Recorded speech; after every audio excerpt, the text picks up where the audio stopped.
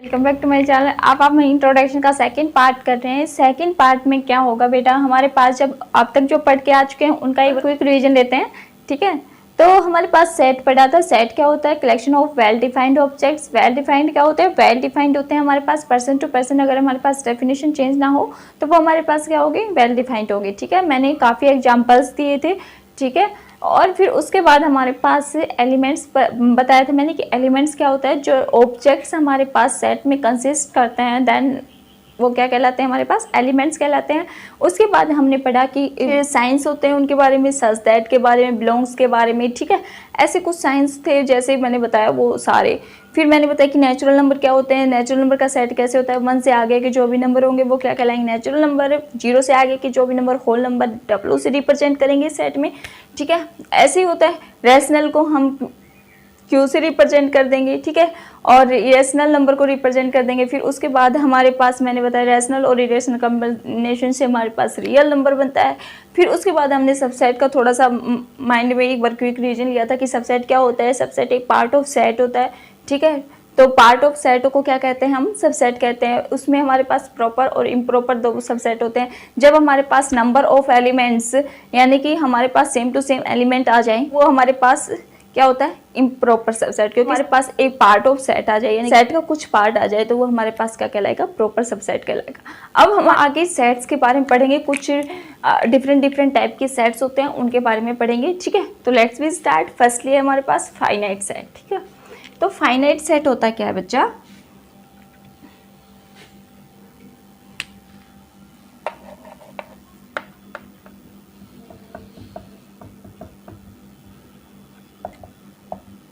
Finite set होता है कि the number of the elements in a set are finite. ठीक है, अगर एक सेट में हमारे पास जो एलिमेंट हैं वो फाइनाइट हैं यानी काउंटेबल हैं तो वो हमारे पास क्या कहलाएंगे? फाइनाइट सेट कहलाएंगे। ठीक है, the number of elements in a set are finite. ठीक है, it is called finite set। ठीक है, फाइनाइट सेट क्या होता है हमारे पास? जब हमारे पास एलिमेंट्स हमारे पास फाइनाइट हो। ठीक है, काउंटेबल हो। ठीक है, तो वो हमारे पास क्या कहलाएंगे? Finite set. जैसे कि हमारे पास हमने कोई सेट लिया 1 2 3 5 7। ठीक है, ये ले लिया हमने कोई सेट। अब ये बताओ कि ये फाइनाइट सेट है या नहीं है?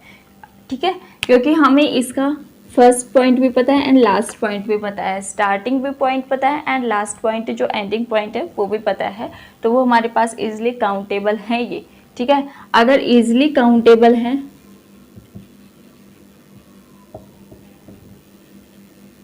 तो वो क्या है हमारे पास? Finite set.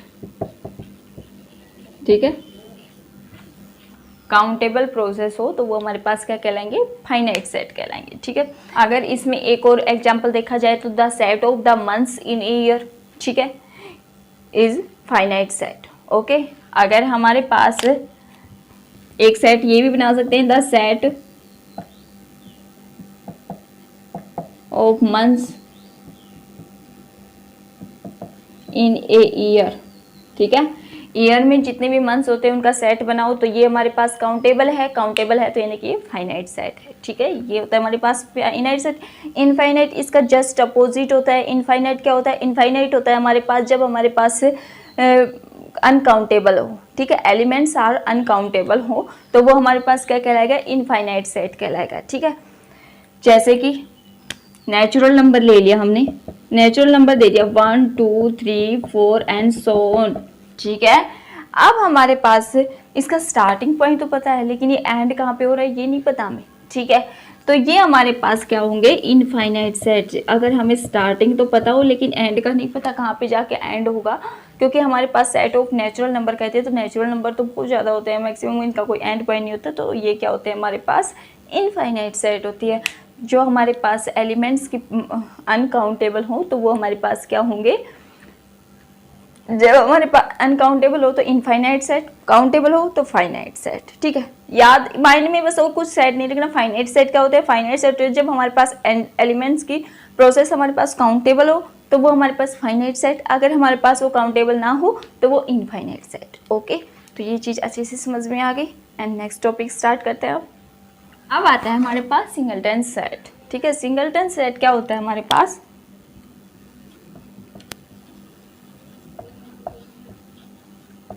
सिंगलटन सेट यानी कि सिंगल। देखो सेट की इस नेम की डेफिनेशन से ही समझ, मतलब सेट की जो नेम है उससे ही समझ में आ रहा है कि सिंगल होगा। ठीक है, अगर हमारे पास एलिमेंट सेट में केवल वन एलिमेंट हो तो वो हमारे पास क्या होगा? Singleton set. ठीक है, देखिए, a set consist only one element. ठीक है, अगर हमारे पास कोई सेट कंसिस्ट करता है ओनली वन एलिमेंट तो वो हमारे पास क्या होगा? सिंगलटन सेट होगा। ठीक है, जैसे कि हमने ले लिया कोई भी सेट लिया ए, ठीक है, तो ये हमारे पास ये, ठीक है, तो अगर हमारे पास इसके अंदर केवल वन एलिमेंट्स है तो वो हमारे पास क्या कहलाएगा? सिंगलटन सेट कहलाएगा। ठीक, अब हमारे पास सिंगलटन सेट होता है जिसमें केवल वन एलिमेंट्स कंसिस्ट करता है। अब हमारे पास ये डेफिनेट स्टेटमेंट दे रखी है कि the set of women prime minister of India till date. अब तक की डेट में जो हमारे पास वुमेन प्राइम मिनिस्टर का सेट बनाओ। ठीक है, तो हमारे पास हमें पता है कि एक ही है इंदिरा गांधी,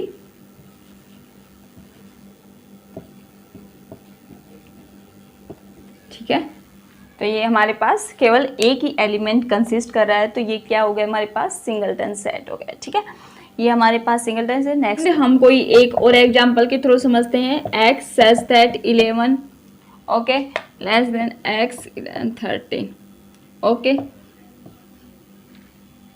ठीक है, तो ये सेट हमारे पास केवल वन एलिमेंट कंसिस्ट करेगा कि हमारे पास कोई भी वो x है ना वो 11 से तो बड़ा है एंड 13 से स्मॉल है। ठीक है, 11 और 13 के बीच में क्या आता है? हमारे पास 12 आता है। तो एक एलिमेंट हमारे पास क्या करेगा? वन एलिमेंट कंसिस्ट करता है तो वो हमारे पास क्या कहलाता है? सिंगलटन सेट कहलाता है। ठीक है, तो ये हमारे पास सिंगलटन सेट का वो था, डेफिनेशन थी। आगे नेक्स्ट टॉपिक करते हैं। Void set and empty set. Void set and empty set, इसको नल सेट भी बोलते हैं।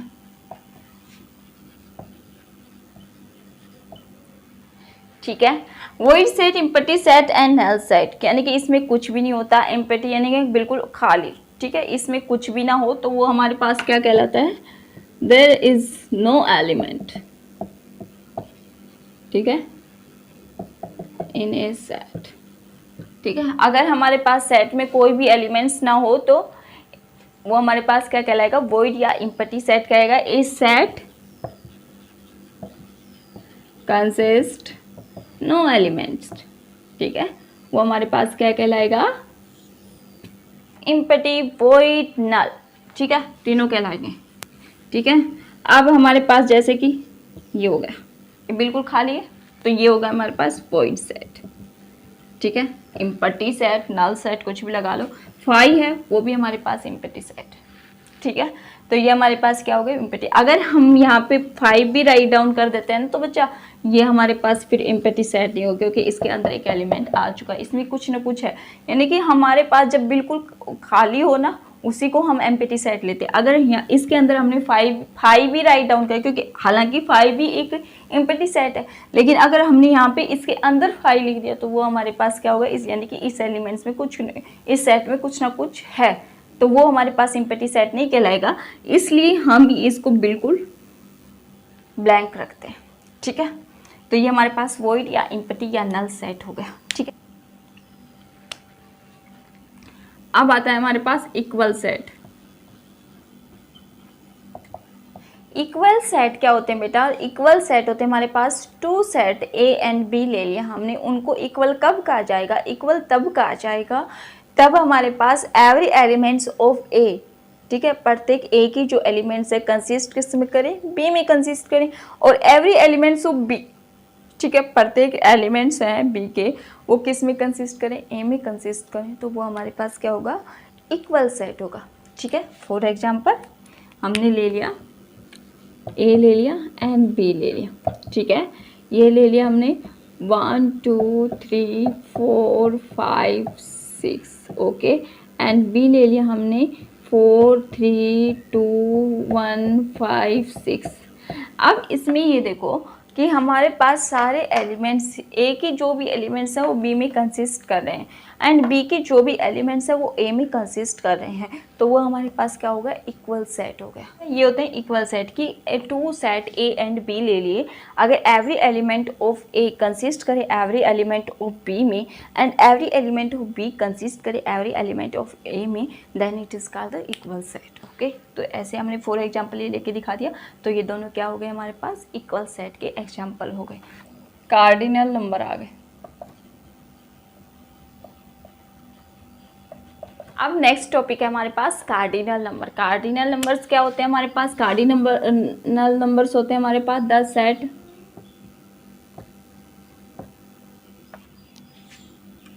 सेट क्या, यहाँ पे लिखो, the number of the elements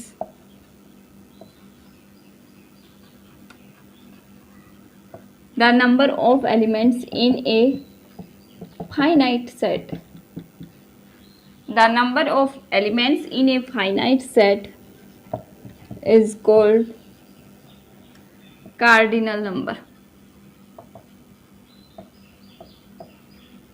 The number of elements in a finite set is called cardinal number। जैसे कि हमने कोई सेट ले लिया a 1 2 3 4 5 और उसको कार्डिनल नंबर में लिखना हो तो n a, ठीक है। इसमें कितने हो गए हमारे पास, टोटल 5 एलिमेंट्स हो गए, ठीक है। टोटल काउंट करो 1 2 3 4 5 एलिमेंट्स हो गए, तो ये कितने हो गए हमारे पास, कार्डिनल नंबर 5 हो गए, ठीक है। ऐसे ही हमने ले लिया, कोई भी ले लिया a b c d e f, ठीक है। अब हमारे पास कोई सेट बी ले लिया, उसका कार्डिनल नंबर पूछा हो तो हमारे पास कितना होगा, 1 2 3 4 5 6, तो एन बी कितना आ गया हमारे पास 6, ठीक है। टोटल काउंट करके एलिमेंट्स लिखने, कितने एलिमेंट्स हैं वो हमारे पास क्या आ जाते हैं, कार्डिनल नंबर होते हैं। तो यही तो डेफिनेशन है, the number of the elements, जो एलिमेंट्स के जो नंबर हैं वो क्या होते हैं, फाइनाइट सेट के वो क्या होते हैं, कार्डिनल नंबर होते हैं, ठीक है। अब हमारे पास नेक्स्ट टॉपिक आता है इक्विवेलेंट सेट, ठीक है, वो पढ़ते हैं।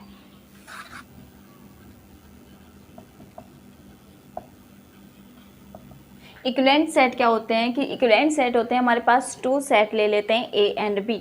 ओके, इक्विवेलेंट सेट क्या होगा बच्चा, 2 सेट ले लो हमारे पास ए और बी, ठीक है, और उसके हमारे पास नंबर ऑफ एलिमेंट्स ऑफ ए हैं, ए के जो नंबर ऑफ एलिमेंट है ना वो इक्वल किसके होने चाहिए, नंबर ऑफ एलिमेंट बी के, ठीक है।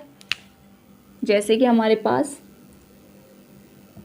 ए ले लिया हमने एंड जैसे कि ए कोई सेट ले लिया हमने, ए कोई सेट लिया, वो ले लिया 1 2 3 एंड सेकेंडली हमने ले लिया B x y z। Okay बच्चा, तो ये हमारे पास इक्विवेलेंट सेट कैसे कहेंगे कि इक्विवेलेंट सेट है कि इनके हमारे पास number of elements in A is equal to number of elements of B. तो हम नंबर्स को काउंट करो 1 2 3, इसमें टोटल कितने हैं, एन ए कितना हो गया हमारे पास 3। ऐसे ही हम एन बी निकालें तो कितना हो गया हमारे पास 3, ठीक है। तो ये इक्विवेलेंट सेट हो गए क्योंकि हमारे पास एलिमेंट्स के जो नंबर्स हैं वो सेम है। अगर हमारे पास एलिमेंट्स के नंबर्स हमारे पास सेम आ जाते हैं, हमें ये मैटर नहीं करता कि ये तीनों सेम हैं या एलिमेंट सेम है या नहीं है, लेकिन हमारे पास नंबर सेम होने चाहिए। 1 2 3 3 इसमें है, 3 एलिमेंट्स इसमें है, तो ये हमारे पास क्या होगा, इक्विवेलेंट सेट हो गया, ठीक है बच्चा। अब हमने इसमें पूरी वीडियो में पढ़ा क्या है, फाइनाइट सेट। फाइनाइट सेट क्या होते हैं, इजीली काउंटेबल होते हैं, एलिमेंट्स काउंटेबल, उनका फर्स्ट पॉइंट और लास्ट पॉइंट का पता होता है, तो वो क्या होते हैं हमारे पास फाइनाइट सेट होते हैं। इनफाइनाइट क्या होते हैं, जिनकी हमें प्रोसेस होती है वो अनकाउंटेबल होती है, जैसे कि नेचुरल नंबर लेके जाते हैं 1 2 3 4 कंटिन्यू सो ऑन, हमें एंडिंग पॉइंट नहीं पता होता, तो वो हमारे पास क्या कहलाते हैं, इनफाइनाइट सेट कहलाते हैं, ठीक है। उसके बाद हमने पढ़ा सिंगलटन सेट। सिंगलटन सेट क्या होता है, सिंगलटन सेट जिसमें हमारे पास केवल 1 एलिमेंट कंसिस्ट करता है सेट में, तो वो हमारे पास क्या कहलाता है, सिंगलटन सेट कहलाता है, ठीक है। फिर उसके बाद हमने क्या पढ़ा था, वॉइड एम्प्टी या नल सेट। वॉइड एम्प्टी और नल सेट क्या होते हैं, जिसमें कोई भी एलिमेंट्स ना हो, तो वो हमारे पास क्या होंगे, वॉइड एम्प्टी या नल सेट कहलाएंगे, ठीक है। एंड हमारे पास उसके बाद आया इक्वल सेट, जब हमारे पास ए के एलिमेंट्स इक्वल हो किसके, बी के एलिमेंट्स के इक्वल, यानी कि सेम सेम हो, ए के एलिमेंट्स कंसिस्ट करें बी में और बी के एलिमेंट्स कंसिस्ट करें ए में, तो वो हमारे पास क्या कहलाएगा, इक्वल सेट कहलाएगा। ठीक है, फिर उसके बाद हमारे पास कार्डिनल नंबर आया। कार्डिनल नंबर्स क्या होते हैं, कार्डिनल नंबर्स होते हैं जब हमारे पास कोई भी सेट है उसमें जितने एलिमेंट्स होते हैं उनको काउंट करके लिखते हैं कितने होते हैं, तो वो हमारे पास क्या होते हैं, कार्डिनल नंबर्स होते हैं। ठीक है, अब हमारे पास से इक्विवेलेंट सेट आता है। इक्विवेलेंट सेट क्या होता है बच्चा, इक्विवेलेंट सेट होता है हमारे पास जब हमारे पास नंबर ऑफ एलिमेंट्स इन ए, ठीक है, अगर हमारे पास एलिमेंट ए सेट के नंबर ऑफ एलिमेंट्स है वो बी सेट के नंबर ऑफ एलिमेंट्स के इक्वल हो, तो वो हमारे पास क्या होगा, इक्विवेलेंट सेट होगा। ठीक है, ये छोटी छोटी डेफिनेशन थे, काफ़ी छोटे टॉपिक हैं लेकिन बहुत बड़ा टॉपिक नहीं है, छोटे छोटे टॉपिक्स हैं जिनको एक बार दो बार आप शायद वीडियो को देखो या आप खुद से पढ़ने की कोशिश करोगे तो और भी अच्छे से क्लियर हो जाएंगे। ठीक है, तो ये हमारे पास 1.1 का इंट्रोडक्शन था। अब आगे हम क्या करेंगे, एक्सरसाइज स्टार्ट करेंगे और क्या करेंगे। ठीक है, तो thank you for watching my video, thank you, bye.